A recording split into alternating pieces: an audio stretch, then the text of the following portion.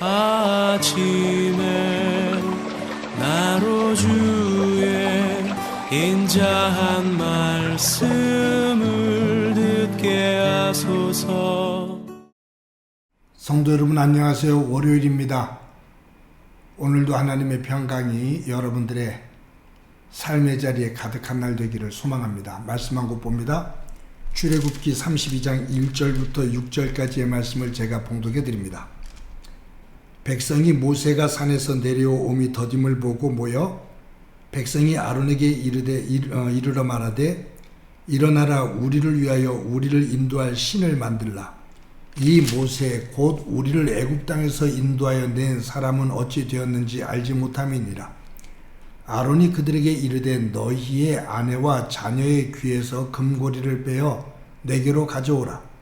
모든 백성이 그 귀에서 금고리를 빼어 아론에게로 가져가매 아론이 그들의 손에서 금고리를 받아 부어서 조각칼로 새겨 송아지 형상을 만드니 그들이 말하되 이스라엘아, 이는 너희를 애굽 땅에서 인도하여 낸 너희의 신이로다 하는지라.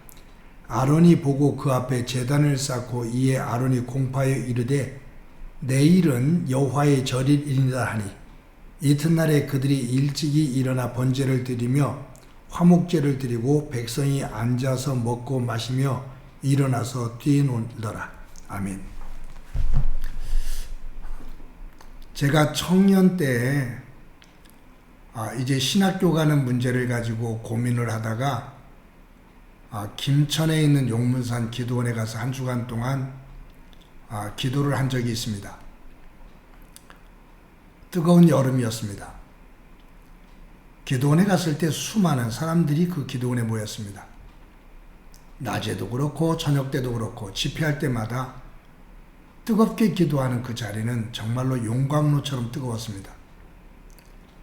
기도를 하면서 찬양을 부르면 사람들이 한 목소리로 하나가 되어서 찬양했습니다. 너무너무 좋아서 사람들이 일어나 덩실덩실 춤을 추며 찬양도 했습니다. 서로 모르는 사람들입니다.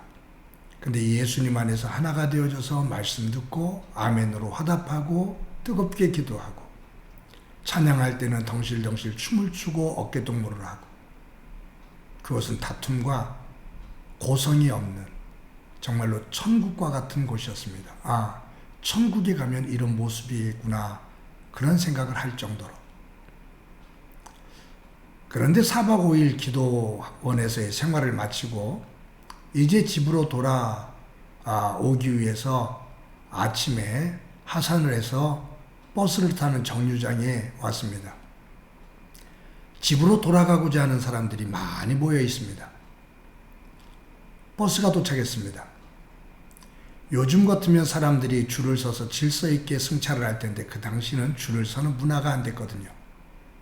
버스가 도착하니까 그 많은 사람들이 우르르 몰려갑니다. 다 짐을 하나씩 들고 서로 버스에 먼저 올라타려고 서로 밀고 제치고 소리 지르고 다투기도 합니다. 조금 과장을 하면 아비규환이에요. 뒤에서 그 모습을 보면서 언뜻 그런 생각을 했습니다. 우리가 어제 저녁 때 말씀을 듣고 뜨겁게 기도하고 찬양할 때 서로 모르는 사람들이었지만 덩실덩실 춤을 추며 이곳이 바로 천국이다라는 생각을 했는데 몇 시간이 지나 버스를 타는데 그 모습은 온데간데 없이 전쟁터와 같은 모습으로 서로에게 얼굴을 붉히고 있는 모습이었습니다. 천국과 지옥이었습니다. 은혜의 자리와 불평의 자리는 종이 한 장 차이였습니다. 여러분, 오늘 본문을 보면 이스라엘 백성들이 시내산 아래에서 불안에 떱니다. 왜냐하면 모세가 하나님의 부름을 받아 시내산에 올라갔는데 아무리 기다려도 내려오지 않는 거예요. 성경에 보면 40일 동안 머물다가 내려오거든요. 정해진 시간이 없이 올라갔던 거죠. 그랬을 때 이스라엘 백성들이 기다리다가 일주일이 가고 열흘이 가고 20일이 가고 30일이 가고 시간이 지나도 모세가 내려오질 않으니 그때부터 불안해지기 시작하고 웅성거리기 시작합니다. 불안한 그들이 아론에게로 달려듭니다. 아론에게 달려가서 모세가 내려오질 않는데 죽었는지 살았는지도 모르겠다. 우리를 애굽에서 인도한 그 신이 어떤 신이냐? 우리에게 만들어 보이라 라고 말합니다.